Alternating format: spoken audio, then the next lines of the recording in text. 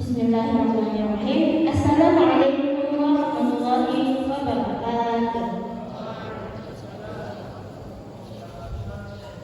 Alhamdulillahirabbil alamin. Wassalatu wassalamu ala asyrofil anbiya'i wal mursalin sayyidina Muhammadin wa ala alihi wa sahbihi ajma'in. Amma ba'd. Pertama-tama, marilah kita katakan puji dan syukur atas kehadiran Allah Subhanahu wa taala. Alhamdulillah. Dan tanpa pula kita kirimkan salawat serta salam kepada Nabi kita, Nabi Muhammad sallallahu alaihi wasallam. Allahumma shalli ala Muhammad wa ala alihi. Hadirin yang insyaallah dirahmati oleh Allah Subhanahu wa taala.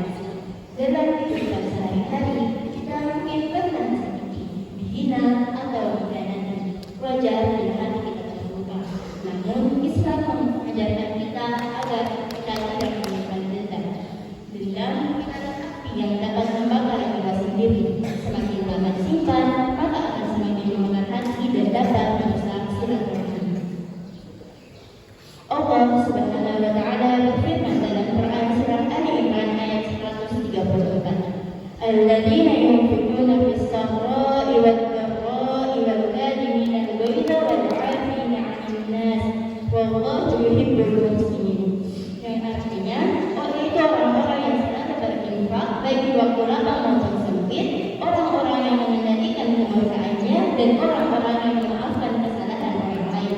Allah mencintai orang-orang yang berbuat kebaikan.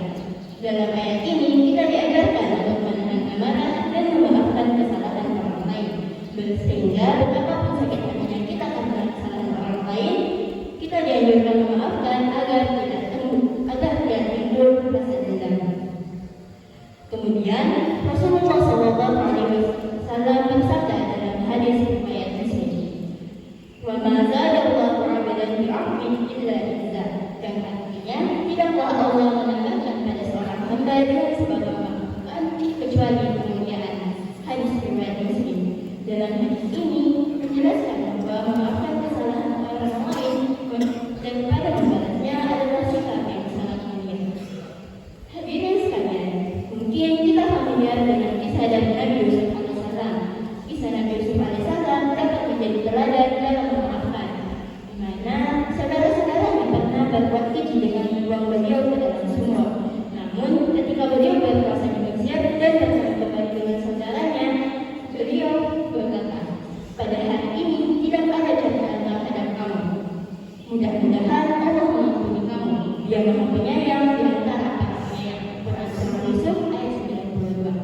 Hal ini menunjukkan bahwa Nabi Yusuf memiliki hati yang sangat lapang. Beliau bukan hanya memaafkan kesalahan saudara-saudaranya di saat ia sebenarnya mampu untuk membalas, tetapi beliau juga mendoakan kebaikan dan ampunan untuk saudara-saudaranya.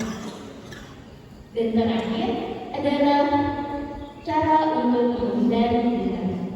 Langkah pertama yang bisa kita lakukan untuk terhindar dari dendam adalah berusaha untuk mengendalikan amarah. Dengan menahan amarah, kita tidak memberi ruang bagi kebencian untuk tumbuh dalam hati kita.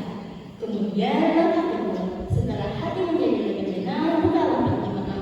Memaafkan bukan berarti kita setuju dengan kesalahan yang dilakukan oleh orang lain tersebut, tetapi sebagai cara untuk melepaskan beban negatif dari hati kita sendiri.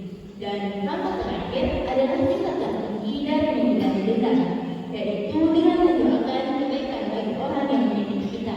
Hal ini dapat menghapus rasa sakit di hati dan mendatangkan pahala